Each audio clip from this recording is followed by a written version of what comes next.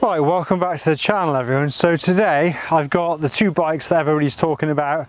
Social media is ablaze with all sorts of conversations and dialogue and discourse about the Royal Enfield Himalayan 450, cheers buddy, or the new CFMOTO 450MT. So they're both battling out head to head, you know, trading blows here and there. I'm going to go through in this video just what my first impressions are of both and just give you sort of punch by punch, blow by blow comparison.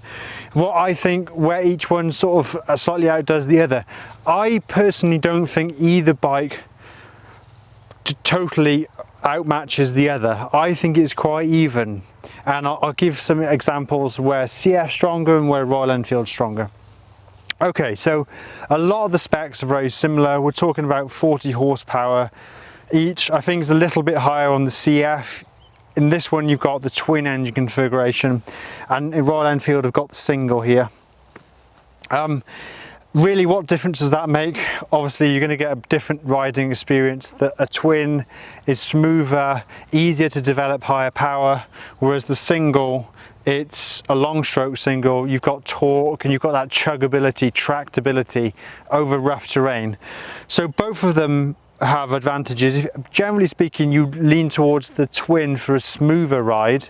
So if you're going off-road, then perhaps having a twin is if you're doing a lot of on-road, then perhaps the twin is beneficial to you. Let's talk briefly about the rider's view now. CF have dramatically improved the switch gear on the new model. It's plastic, but it's looks very high quality. There's a separate switch for ABS to go on and off. The indicator, actually you can feel it move, it actually clicks, which is an improvement on the previous iteration of the switchgear. So I love the switchgear on the new CF, the 450. I'm sure it'll filter down to the other models. Over in Royal Enfield, we've actually got also nice switchgear. Again, it's plastic. It's probably marginally better over on the CF, but then Royal Enfield have got these nice toggle switches, gives it kind of old school feel. So I personally like that about it. I like the switchgear. Probably, I'd have to say it looks nicer on the CF, but it's probably a little bit more functional on the Royal Enfield. Now you've got two screens. I'll just use my phone and just record the situation when you turn the screens on. So this is what's going to present to you if you turn on the Royal Enfield Himalayan. You get the Himalayan logo flashing up. You got that white background. Very nice kind of characterful display. I'd say it's circular. Royal Enfield there at the bottom, and all your information's there. It's a TFT, but for a TFT it's got character, a little bit like the Fantic 700 Caballero. That was like this. You've also got that GPS mapping to replicate Google Maps on the side there, which some people really like. It's quite cool from Royal Enfield. Over at CF, let's just flick this one on. So everything flashes, very stylish, quite a high resolution screen. I imagine the dots per inch is pretty high. It's more modern, isn't it? It's a more modern style, and that's probably something which rings through to the bikes in general. Like the screen and everything on here is more modern. Over there, they're trying to keep a little bit of the retro charm going. Okay, so back onto the Himalayan, you've got, if anything, it loses out a little bit here because you've got non-adjustable mirrors. Obviously they rotate around a ball and socket, but they don't fold inwards. You've got non-adjustable span on the levers. The grips are just sort of standard, not heated grips or anything, and you don't have adjustable suspension at the front. Come over to CF and you've got adjustable on the levers. You get these nice flash hand guards included in the price, and the mirrors actually can go up out of the way if you're doing a lot of green laning and there's branches and things. So I think CF has got a little bit more to offer up front for the rider's view. And of course, if you look down, you can see actually it says comp hard soft. So with a screwdriver you can set the compression on the front forks, which of course, even though they're Showa on the Royal Enfield, they're a quality suspension unit, they're non-adjustable, so that's a little bit of a difference between the two. Let's talk a little bit about the windscreens. The Royal Enfield Himalayan got this single unit here. You can buy a taller windscreen, which you probably want if you were doing substantial motorway miles on the bike. It has got 40 horsepower, so you could probably do a little bit longer mileage. And then if you come over to the CF, it almost seems more substantial up here, and then you've got this cool thing where you probably can hear it on the mic, it actually clicks upwards. So it's on a little ratchet system, so you don't have to undo it, move it, tie it. It's a little bit finer detail. See, it like goes up and down on a ratchet, so I think is really sweet. Other little differences up front, the USB sockets, they're kind of hidden away here. You've got one type C and one type A tucked away on the side there with quite a firm rubber cap.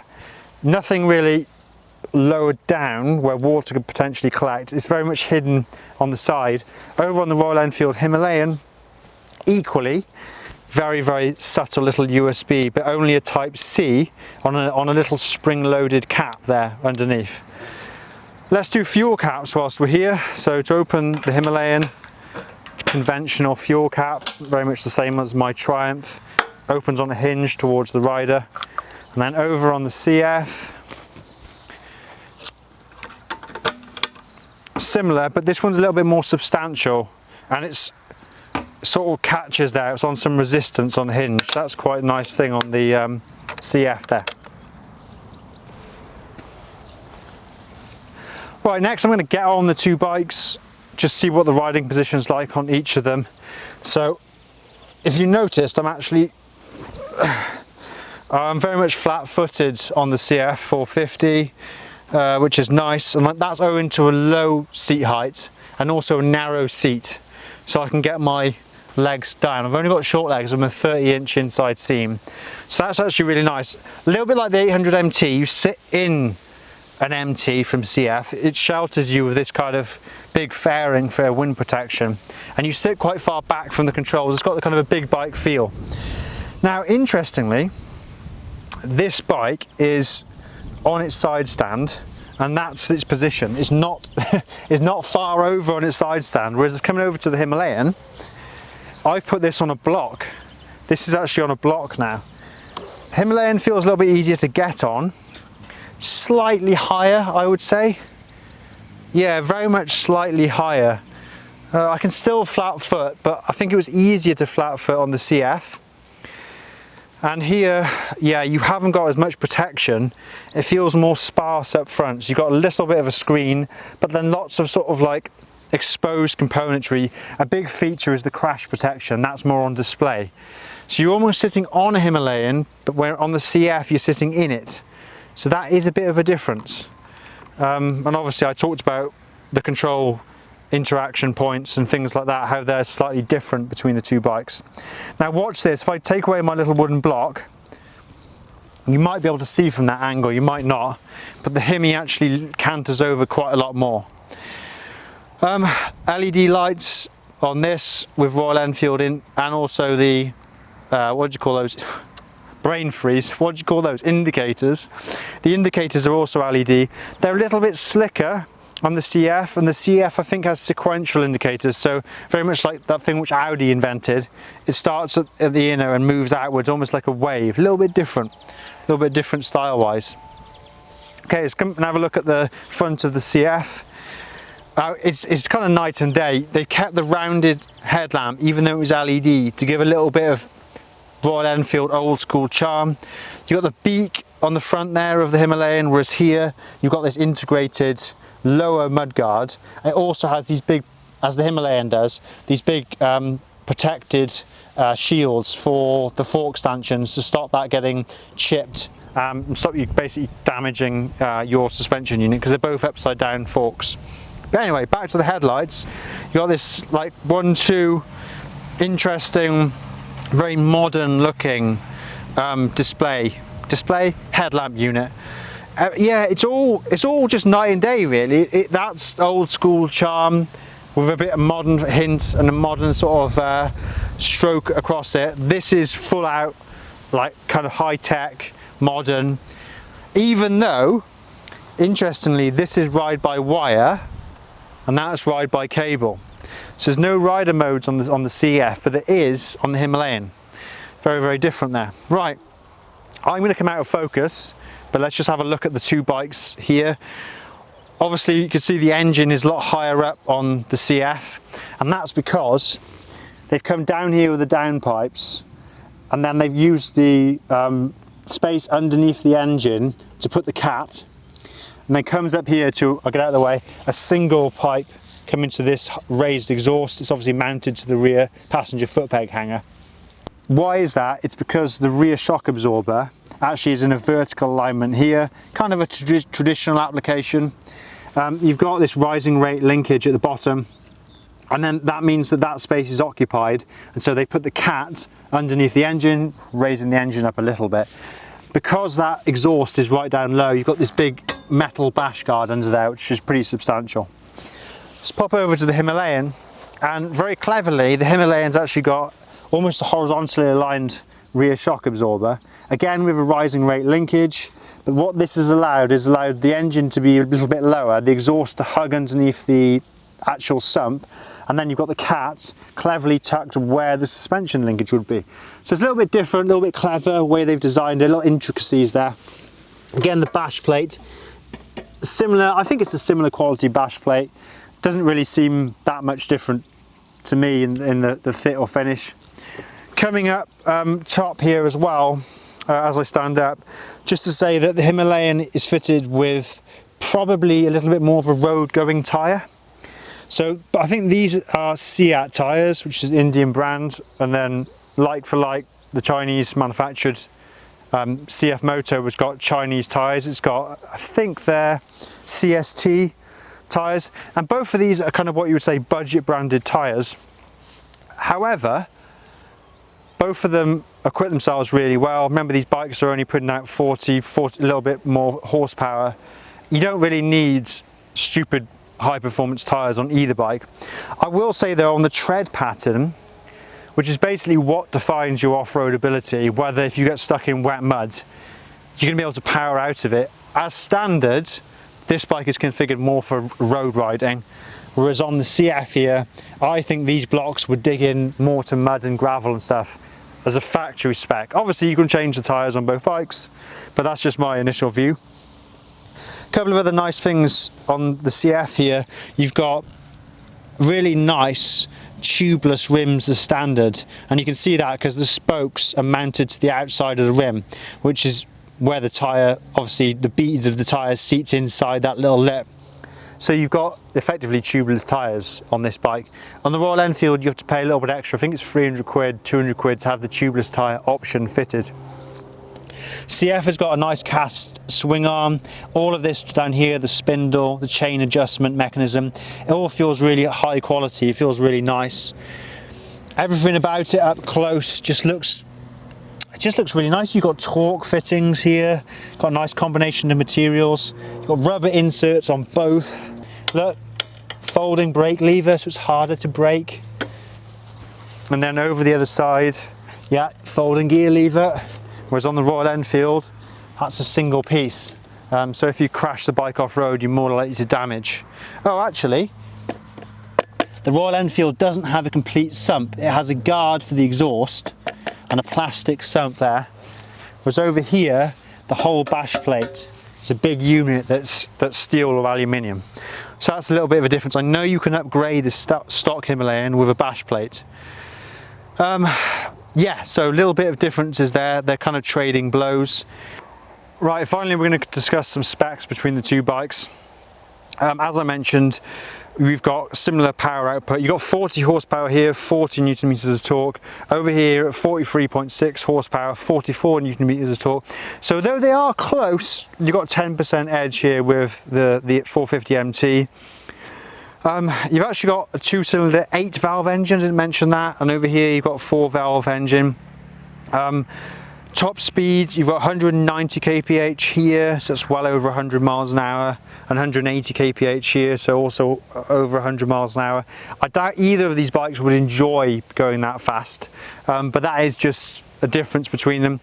Now the CFMOTO classes its weight as a dry weight as 175 kilos. So if you add a tank of fuel and oil, you're probably closer to 190, add 15 kilos. Whereas over here, you're 196 wet. So you've got 5 kilos difference, but that's, I mean, that difference is negated by the rider's weight essentially. If you have a lighter person on here, it's going to be an overall, the overall package is going to be lighter than a heavier person on the 450MT. Front brakes here, 320 on the front. Both bikes have got fuel capacity of 17 litres, got LED lighting.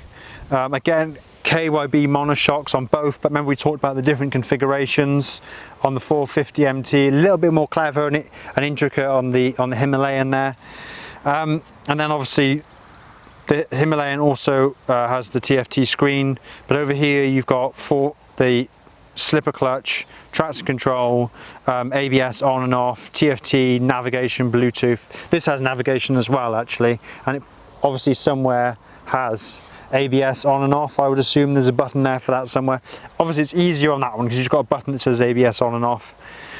Yeah, I mean that's the sort of spec rundown. Oh, saddle height is the same between both. It's 820 millimeters. But I would say that it's slightly narrower seat here, so for me with my 30-inch inside leg, I can flat foot this bike a little bit easier than that one. So guys, I'm not going to ride either of these bikes today. For one, this bike is a customer's bike. We're not even going to turn it on really. It's a customer's bike, so there's no demo bikes available. I will say though that this does have a 270-degree crank, giving it a very kind of meaty sound for a 450. If you look at other reviews, that is a characteristic of this bike that people have talked about favourably. And then obviously here you've got a single-cylinder thumper engine, so very different noise. I didn't also mention the big grab rail here, quite significant. That's more of kind of functional tubing for carrying panniers and stuff. This is actually more designed for a pillion. And then you've also got a separate top box rack on both bikes, single big seat here and twin seat on there. Battery located pretty much identically, both here and there, right in the middle. And so yeah, I mean guys, they're very close. One thing I will say is that if you want to come to Midwest Moto, you can actually see both of these bikes in person. You can test ride the Himi, Royal Enfield CFMOTO 450MTs. There's about 10 bikes done already that have been accounted for. It's going to be hard to get one of these. This is in Terra Grey, I think it's called, with the camo. I think they both got the camo on the plastics. You're going to struggle to get one of these now because they're selling like hotcakes. These should be more available, but come out to Midwest, see what both like in person, and then I guess make your decision. As for the bike that I'd go for, I really do love Royal Enfield, so it's hard to stray away. But if I was buying a lightweight adventure bike, I'd probably throw caution to the wind and go for the CF. That's my thoughts on it. All right guys, let me know what you think in the comments. I would have just appreciate it really. I know there's going to be a bit of a discourse on this, so basically look forward to hearing it from it. And if you like the video, please do like it. If you like the channel, please subscribe. I don't often ask that, but I just thought it's a good thing to ask. And I'll catch you in the next video.